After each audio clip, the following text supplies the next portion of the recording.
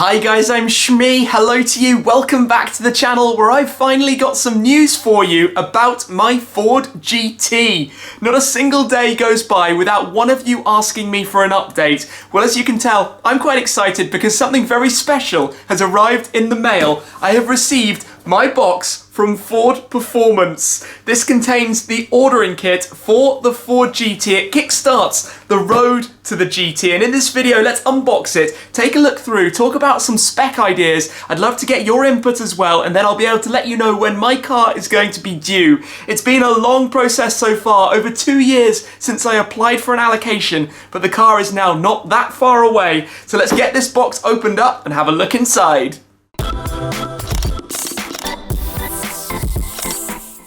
Let's get started straight away getting this box opened up, and believe me when I tell you, it's like playing Pass the Parcel. Even the cardboard box, which is just a plain black box with Ford Performance on the front, came inside an outer sleeve that was inside the packaging materials, and then there's even more when you get inside it. But let's open it up right now and take a little look in here. You might have seen it before, but I'm looking forward to running through the different spec options that are available inside this box. Yes, another bag to go through first, but in here is the carbon fibre Ford GT Design Spec, the ordering kit. How awesome is this? Nobody else has done anything like this, a completely unique thing. It just makes you feel as a customer, when you open this, it's so special. The satin carbon fibre, it has a mechanical latch on the front, just like the Ford GT race car for the front bonnet or other clams on the car. It says GT Design Spec and leaves this little gap here for the plaque that comes with your car to put your VIN number matching the VIN number on the passenger side of the dashboard of the car. How cool is that?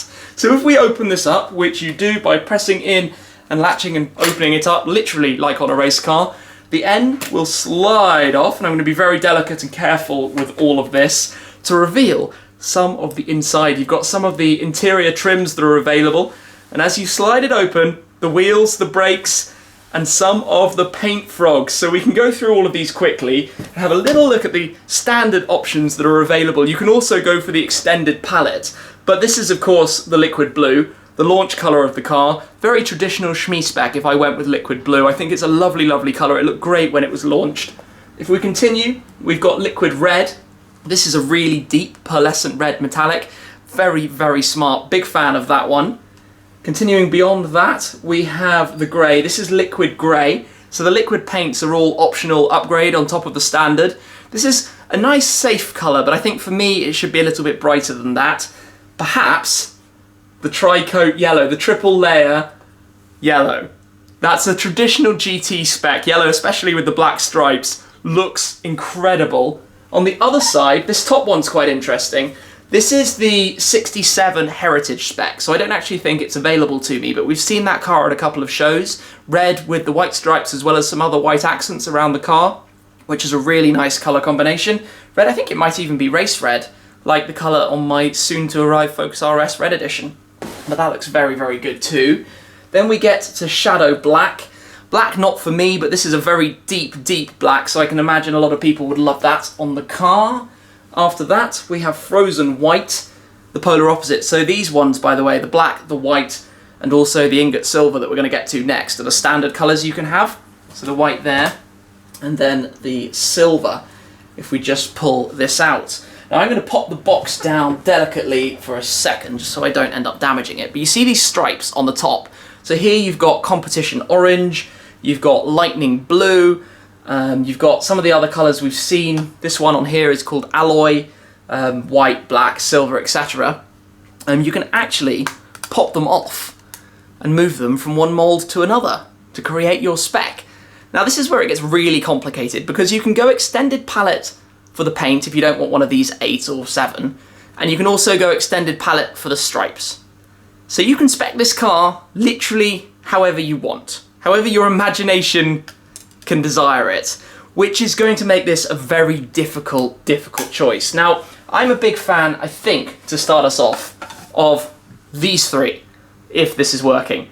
Liquid red, liquid blue, and a yellow, because they're all bright, they're all GT colours. So which of those three would you take? And then it's a world of what this is really complicated. So I get a phone call with somebody from Ford's GT concierge team to run through these different options and talk about which it might be and what the extended options could be. For example, painting to match another company's colour, well, not quite, like near to match, or even to make my own colour if I wish, like I did, say, with the McLaren 675 LT. The options are endless. I'm completely bamboozled already. I've spent another moment thinking about it.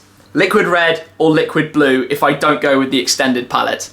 One of those. Let's see how we decide. So to continue on, in the box, you have the wheels. You have carbon fibre wheels, or you have the normal 5 twin spokes. And out of the wheels, you can actually pop the caliper, the brake disc off the back and see them with different colour combinations. So you've got the gloss carbon fibre wheel. Down at the bottom there, it's not so easy to get out, but you have the satin carbon fibre wheel, and I've accidentally knocked the brake caliper off the back of it, but this will show you what it's like. Literally, you can mount the brake caliper back in, which is quite, this is like playing with a toy as a child, but it's so like awesomely cool that you can actually do this, he says, as he knocks it off again. Right, you stay in there. I'm getting somewhere here, slowly guys. Then you've got the normal ones, which obviously are going to depend what the exterior of the car looks like, which spec matches up. So the wheels, I think, are a bit harder, but they're also the easiest thing to change retrospectively. Then you've got all of the 5 interiors. So I'll show you first. This is the 67 Heritage, but that's not an option for my market, so I unfortunately cannot have that. Then you've got the standard Dark Energy, which is like a suede with, I think, black, satin black painted parts around the interior. So that's, I think, quite safe. That would work with any exterior, no stress on that front. You can then go for Lightspeed. So this would have the IP of the dashboard in a dark navy suede. I don't know if you can just see this. So that's like the car that I drove up in Scotland when I did my first test drive in a GT. And you also, by the way, get the trim parts in this colour at the top. So things like the X-brace on the back of the seat, beneath the headrest, above the backrest. So that all matches up also. You have Re-Entry, which is white leather. White leather is a bit hardcore unless you have an exterior that literally links to it. So maybe if you had white stripes, you could do white leather, but I think without white stripes, you'd be a bit over the top with that. But that does have carbon fibre, which is very nice. And launch control, similarly, the orange would only work if you had maybe a competition orange stripe on a black car. But again, you get orange, black leather, and carbon fibre. So, tough. Dark Energy. Dark Energy. There is also a Dark Energy upgrade package where you get carbon fibre, some leather bits as well as the Alcantara bits. I think that's about £30,000 almost though, so that's quite a steep price tag to do that. So I think Dark Energy has been quite popular, and that might well be the one for me. So that is quite a bit about this car, but there is more to it as well. So for the wheels, you can opt to have titanium lug nuts, which are £1,000 or so, but slightly lighter. I think that's potentially a bit of a no-brainer, painted to match the wheels. You can get the titanium exhaust system, which is made by a Krapovich. It costs £10,000 or so, but titanium sports exhaust. Who does not want that on their GT? In addition to that though, I think pretty much the only options are to have the 6-point harness anchors, again about £1,000, or to paint your wheel colour for £1,750. The carbon fibre wheels are a £15,000 option, so not exactly the cheapest in the world. I personally prefer, I think, the design of the normal wheels, but the carbon wheels are exceedingly cool. You can't actually swap because it changes the hub. You have a different hub on the axle, so you have to decide from new which you want to have. I'm always terrified of the idea of damaging a carbon wheel. They're made by Carbon Revolution. Let's see what happens in this space. I'll make a decision at some point between those. The paint colours, so the standard couple of paints, they're all free of course. The liquid paints and the yellow are £5,000 or so as an option. You can go extended palette and then it could be anywhere. 20,000, I think, up to 60,000, depending what you choose, the layers, the pearlescent, how deep it is, how rich it is, whether it fades or flips from one colour to another. Stripes are about 10,000 because of the work that's needed to paint one layer on top of the other and make sure it lasts, has a lot of longevity. If you do an extended palette stripe, it's about 15,000. So if, let's say, I wanted liquid blue with my own colour of stripe on the top, that would be 5,000 plus 15,000 for the stripe, 20, 10,000 for the exhaust, 15 for the wheels, and you get, I guess, potentially £75,000 of options on top of the car, but you can spec it exactly how you want.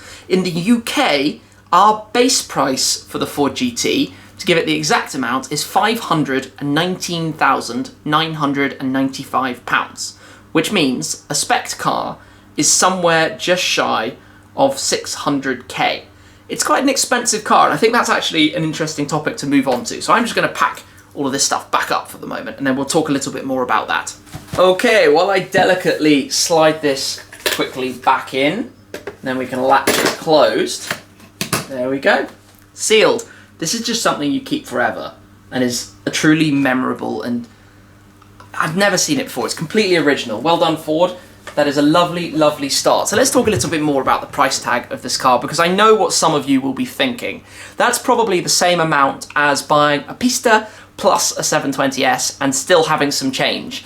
And that is quite relevant, but what you have to consider here with the Ford GT is the storyline, the heritage, how few of them there are. There might only be 1,000 or so in total in the entire time that it's built. And to me, it's basically the best looking thing on the roads. The width, the height of it, how low it is, how open it is, but also what it stands for, how they built it as a 50-year tribute to the 1966 win at Le Mans. They took it back to Le Mans and they won GTE Pro again back in 2016. I was there for that victory. I was there when the car was unveiled in Detroit. To me, I feel such an attachment to this car, also to Ford Performance with my Focus RS that I've enjoyed so much for the last 2 years. So I'm very, very keen on the car, but I'm also very aware of the price tag and the value of it and how few of them there are. I believe in the UK, the first round of allocations, when they did the application process, they only gave to our market, out of the 500 cars, about 17, 18, 19 of them. So they're not exactly common things. Only a handful have been delivered so far. So it's a very, very special car. It's the kind of car that you can go to, I think, perhaps a big supercar meet, and it might be the only one there, which even in a world where you have, say, 70 or 80 Sennas coming to the UK, 17, think about that. It's a tiny, tiny number. So I know that some of you will say it. You will say that the Ford GT has been around for a while now, and it might not necessarily be the fastest thing on the market by the time it's delivered. I'm expecting to get a lot of that in the comments. But to me, if you've seen one, you'll know what I mean. It is spectacular. It is such a different beast to anything else. And then you put it into the race mode, it just drops to the floor, raises back up, the wing shoots up out of the back. Watch my full video if you haven't already. So I haven't made my final 100% decision that I will go ahead with it. This is still something I'm obviously internally considering, other cars that might be of interest in the future. But if I do, of course, I'm following along with the ropes and currently going through the process to spec it and think about what it will look like. So I've put together a few renders of my own. By all means, do some renders, fire them into us on Facebook, Twitter, Instagram, wherever you like, and we'll be sure to take a look.